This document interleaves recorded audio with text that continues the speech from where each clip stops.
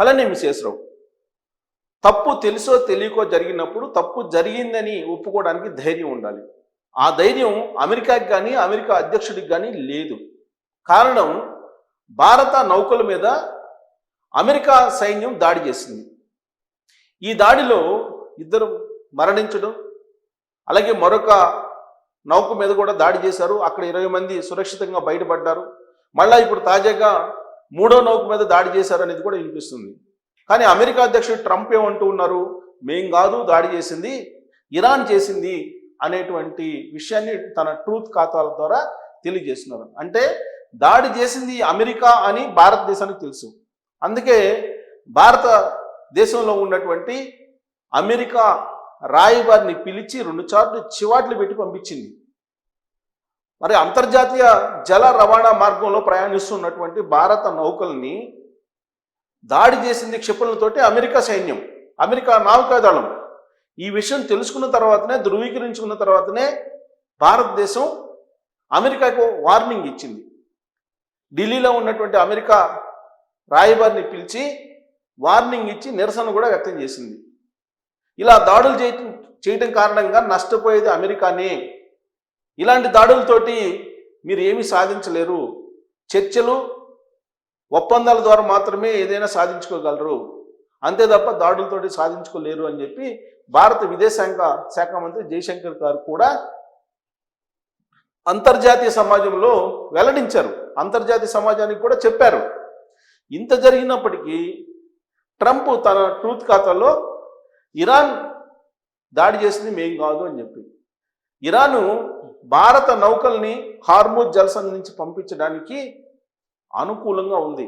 అందుకే గత 3 నెలల నుంచి యుద్ధం జరుగుతున్నప్పటికీ కూడా హార్ముజ్ జలసంధి నుంచి భారత నౌకలు అనేకం వచ్చాయి. ఆ కారణం చేతనే భారతదేశంలో ఇంధన కొరత పెద్దగా లేదు. కానీ ఇప్పుడు అమెరికానే ఈ దాడులు చేసింది. దానికి కారణం హార్ముజ్ జలసంధిని కంప్లీట్గా ఇరాన్ మూసివేసింది, అంతర్జాతీయ జల రవాణాన్ని మూసేసింది. కేవలం ఇరాన్ అనుమతి ఉంటేనే హార్ముజ్ జలసంధి నుంచి నౌకలు బయటకు వస్తాయి, వాణిజ్య నౌకలు. భారతదేశానికి ఆ రిలీఫ్ ఇరాన్ ఇచ్చింది. ఆ మేరకు అఫీషియల్గా కూడా ప్రకటన చేసింది. అందుకే భారత జెండాలని ప్రదర్శిస్తూ ఆ నౌకలు వస్తూ ఉంటాయి. అందుకే ఈ మధ్యకాలంలో అనేక నౌకలు వచ్చాయి. ఇప్పుడు ఇంకా 11 నౌకలు హార్ముజ్ దగ్గర భారతదేశానికి సంబంధించినవి ఉన్నాయి. 3 నౌకల మీద అమెరికా క్షిపణి దాడులు చేసింది. ఇంకా 11 అక్కడ హార్ముజ్ జలసంధి దగ్గర ఉన్నాయి. కానీ ఇరాన్ మీద ఆ నెపాన్ని మోపుతోంది అమెరికా. అంటే తాము దాడి చేశాము అని చెప్పి చెప్పుకునేటువంటి ధైర్యం కూడా అమెరికాకి లేదు. అంతేకాదు, ఇరాను అమెరికాకు సంబంధించినట్టే అపాచీ హెలికాప్టర్ని కూల్చేసింది.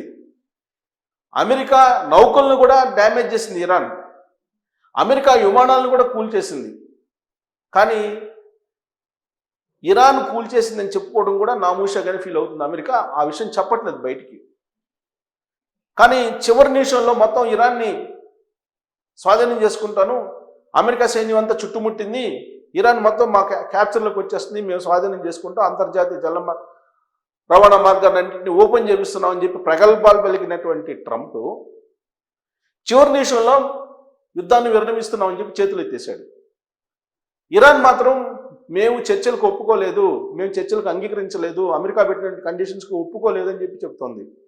కానీ ట్రంప్ మాత్రం యుద్ధాన్ని విరమిస్తున్నామని చెప్పి వెనక్కి వెళ్ళిపోయారు. పలాయనం చెతికిచ్చాడు ఆయన. దానికి రకరకాల కారణాలు ఉన్నాయి. ఇరాన్ మాత్రం అమెరికా పెట్టిన కండిషన్స్కి మేము ఒప్పుకోమని చెప్తుంది.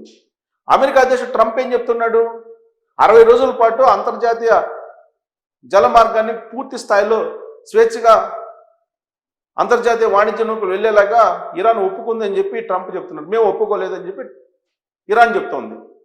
ఇప్పటికీ కూడా అటు అమెరికా ఇటు ఇరాన్ మధ్య జరిగినటువంటి ఒప్పందాలు ఏవైతే ఉన్నాయో వాటి మీద స్పష్టత లేదు.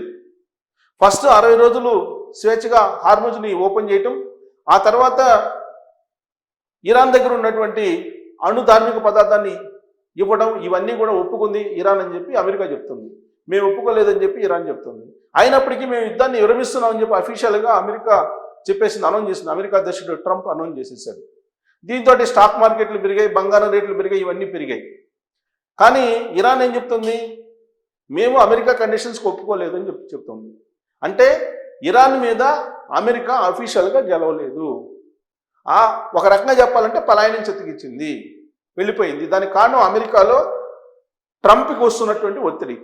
ఇరాన్ మీద యుద్ధం ప్రకటించడం, యుద్ధం చేయటం, ఆ యుద్ధంలో అమెరికా సైనిక ఉత్పత్తులు అనేక నష్టపోవడం, ఇవన్నీ కూడా అమెరికా పౌరులకు తెలుసు. అక్కడ న్యూయార్క్ టైమ్స్ ఎప్పటికప్పుడు చెప్తూ ఉంది. అలాగే అమెరికాలో ఉన్నటువంటి పత్రికలు ఎప్పటికప్పుడు ఇరాన్ యుద్ధానికి సంబంధించిన అప్డేట్స్ ఇస్తూ ఉన్నాయి. అవన్నీ తెలుసుకున్నటువంటి అమెరికాలో ఉన్నటువంటి పౌరులు ట్రంప్ మీద తిరగబడుతూ ఉన్నారు. కేవలం పౌరులే కాదు, ట్రంప్ సొంత పార్టీ రిపబ్లికన్ పార్టీకి సంబంధించిన ప్రతినిధుల సభలో తిరగబడ్డారు. నవంబర్లో మధ్యంతర ఎన్నికలు వస్తున్నాయి. ఈ ప్రజలను తట్టుకోలేక ట్రంప్ అర్ధాంతరంగా ఆ సమస్యకు పరిష్కారం రాకుండానే ఇరాన్ నుంచి మేము యుద్ధం నుంచి తప్పుకుంటున్నాము, శాంతికి ఒప్పుకున్నారు, శాంతి చర్చలు ఫలవంతం అయ్యాయని చెప్పి ట్రంప్ అనౌన్స్ చేశాడు. ఇప్పుడు ఇరాన్ మేము ఒప్పుకోలేదని చెప్తుంది.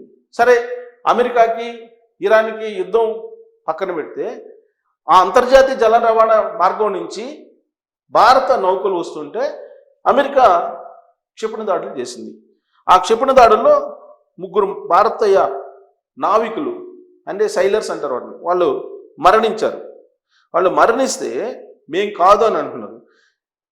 సెట్ బెలో అనేటువంటి నౌక, ఇది భారత నౌక. సెట్ బెలో అనేటువంటి నౌక భారత పతాకంతో ప్రయాణిస్తున్నటువంటి నౌక. దీంట్లో దీని మీద క్షిపణిని ప్రయోగించింది అమెరికా. ఎందుకు ప్రయోగించింది అని అంటే, మేము హెచ్చరించినా కానీ వెళ్ళలేదు, అందుకే మేము ప్రయోగించామని చెప్పి అక్కడ ఉండేటువంటి నావికులు చెప్తుంటే, అమెరికా అధ్యక్షుడు ట్రంప్ ఏం చెప్తున్నాడు? అది ఇరాన్ వాళ్ళు వేసినటువంటి మిజైల్స్ కారణంగా పేలిపోయింది, మేం కాదు అని చెప్పి చెప్తున్నారు. అలాగే ఎంటీ జల్ వీర్ అనేటువంటి మరొక నౌక, దీంట్లో 20 మంది భారతీయ నావికులు ఉన్నారు. వీళ్ళు అదృశ్యతో అందరూ సురక్షితంగా బయటపడ్డారు. ఇంకా 11 ఓడలు అక్కడ ఉన్నాయి. మరి ఇప్పుడు అంతర్జాతీయ సమాజానికి ఏం చెప్తుంది అమెరికా? భారతదేశానికి సంబంధించినటువంటి ఓడలు మేం కాదు, ఇరానే అని చెప్పి చెబుతుంది. అంటే వాళ్ళు చేసినటువంటి దాడుల్ని మేమే చేసామని చెప్పుకునేటువంటి ధైర్యం కూడా లేదని అంటే, భారతదేశంని చూసి ఎంత అమెరికా భయపడుతుందో అమెరికా అధ్యక్షుడు ట్రంప్ భయపడుతున్నాడు అని దానికి ఇది ఒక నిదర్శనం. వాళ్ళు డ్యామేజ్ చేసి కూడా మేము కాదు అని అంటున్నారంటే, ఇది భారతదేశాన్ని చూసి అమెరికా ఓడిపోతున్నట్టా కాదా? భారతదేశాన్ని చూసి అమెరికా భయపడుతున్నట్టా కాదా? నరేంద్ర మోడీ గారిని చూసి ట్రంప్ భయపడుతున్నట్టా కాదా అనే దాని మీద మీరు కామెంట్ చేయొచ్చు. Thank you.